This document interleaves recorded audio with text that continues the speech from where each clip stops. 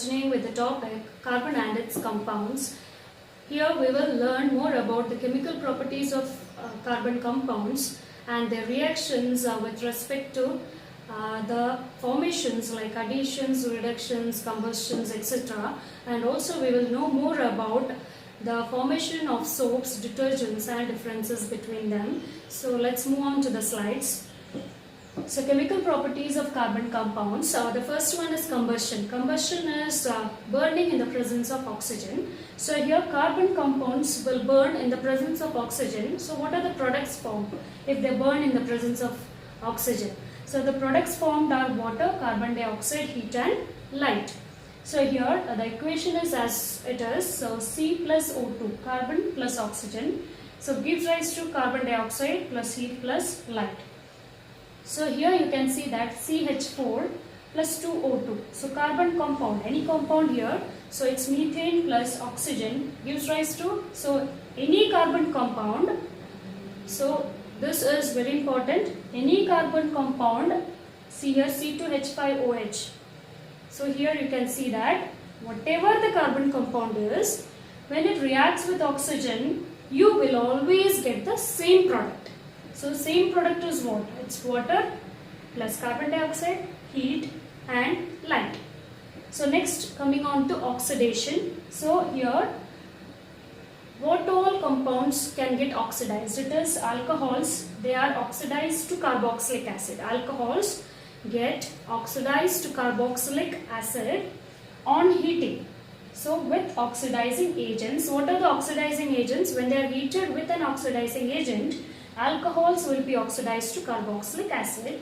So the agents they are alkaline potassium permanganate, that is KMnO4, or acidic potassium dichromate, so K2Cr2O7.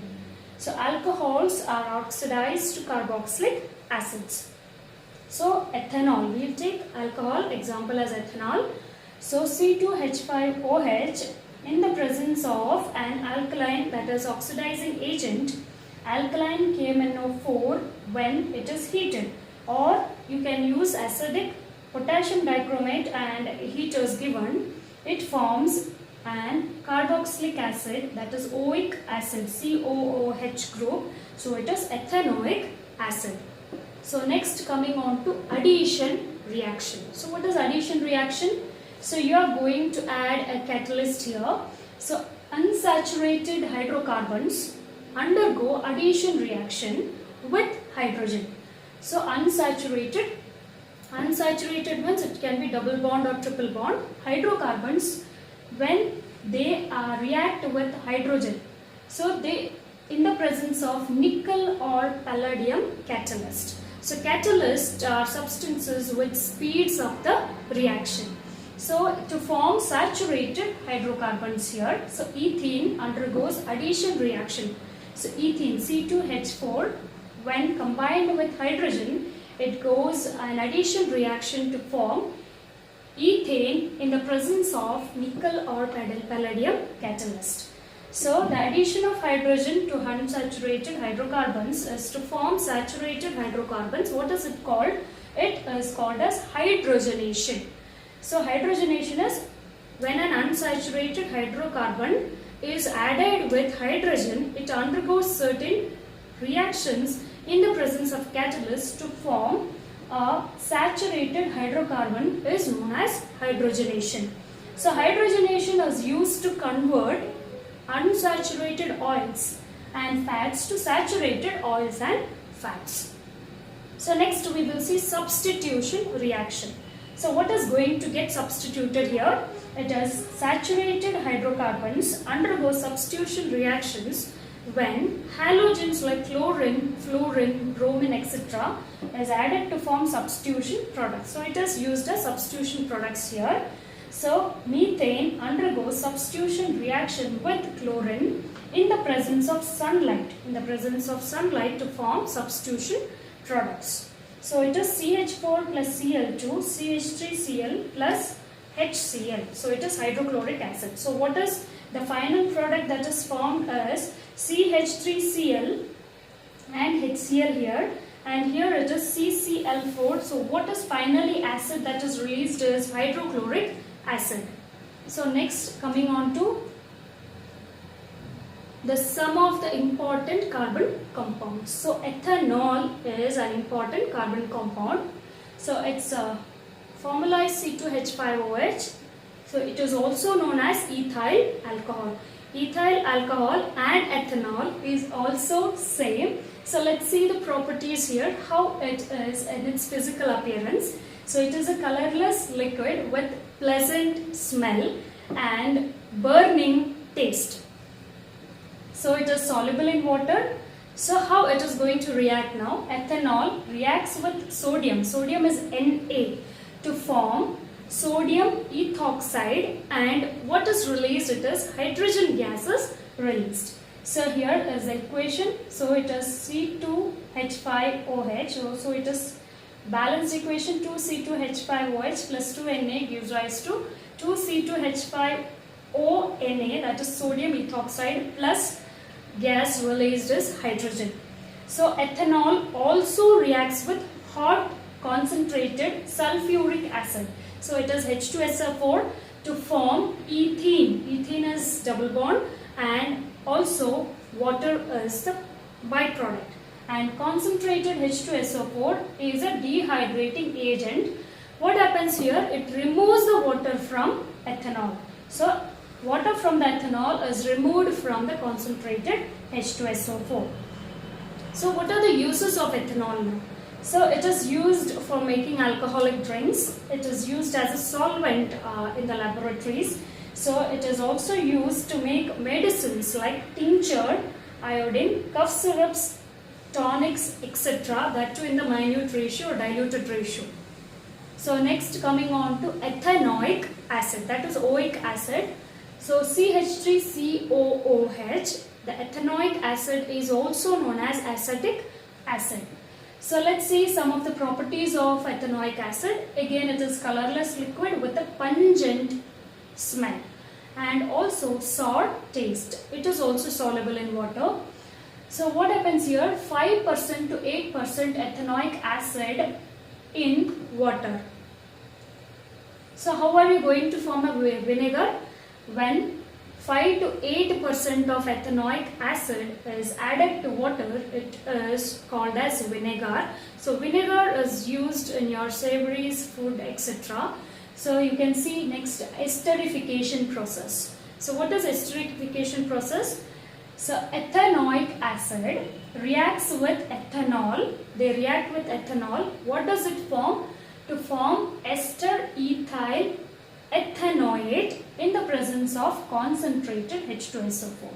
So reaction between a carboxylic acid and alcohol, it forms an ester, and this process is known as esterification. So here saponification next. It's the same here. When an ester is reacted with sodium hydroxide, that is NaOH solution, the sodium salt of carboxylic acid and parent alcohol is formed. So this reaction is known as saponification. So let's see here the example. Ethyl ethanoate reacts with sodium hydroxide to form sodium acetate and ethanol. So CH3COOC2H5 is ethyl ethanoate, reacts with sodium hydroxide NaOH, that gives rise to CH3, here CH3COONa, and this C2H5OH. Next, ethanoic acid, they react with bases to form salt and water. So let's take an example. So ethanoic acid plus sodium hydroxide is a base. They form CH3COONa plus water is released, that is salt and water. So next, ethanoic acid, they react with carbonates and hydrogen carbonates. There also they form salt and water. Along with that, they even form or release the gas carbon dioxide. So it's 2CH3COOH plus Na2CO3 sodium carbonate gives rise to 2CH3CONa plus water and carbon dioxide. So it is sodium hydrogen carbonate. So this is sodium carbonate. So NaH hydrogen. So sodium hydrogen carbonate. Then again you can see that there is a formation of salt, water and carbon dioxide. This is what you need to keep in your mind. What is the product that is formed at last? It will be a salt, water and release of carbon dioxide. So next, let's understand about soaps and detergents. So what is a soap? A soap is a long chain of sodium. It is a long chain of sodium or potassium salts of carboxylic acids. So it is COH group. So sodium stearate. It is C17H35COONA, sodium stearate. So let's understand the structure of soap molecule. It has two different parts. It has hydrophilic and hydrophobic parts. A soap molecule has two different parts. So a long hydrocarbon part which is hydrophobic. So away from water or water repelling, and it is soluble in oil and grease, and short ionic part, it is known as the head, which is hydrophilic. It attaches to the water and it is insoluble in oil and grease.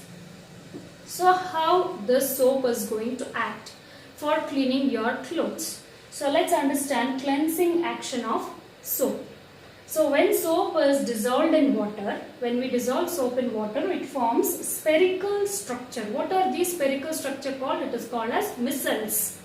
So in each micelle, when in each spherical structure is formed, the soap molecules are arranged radially such that hydrocarbon part, so hydrocarbon part is the water repelling part, is towards the center. So towards the center of that particular micelle, and the ionic part is towards the outside.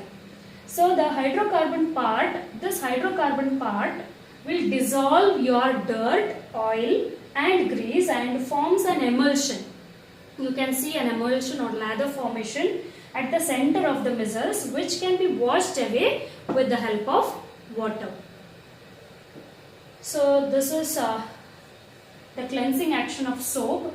So soap molecules, sodium or potassium salts it can be. So it has an hydrophobic head and hydrophilic head and tail, hydrophobic tail. So it is like this tail will attach to the dirt and head will help in attaching to the water molecule. It cleans the dirt.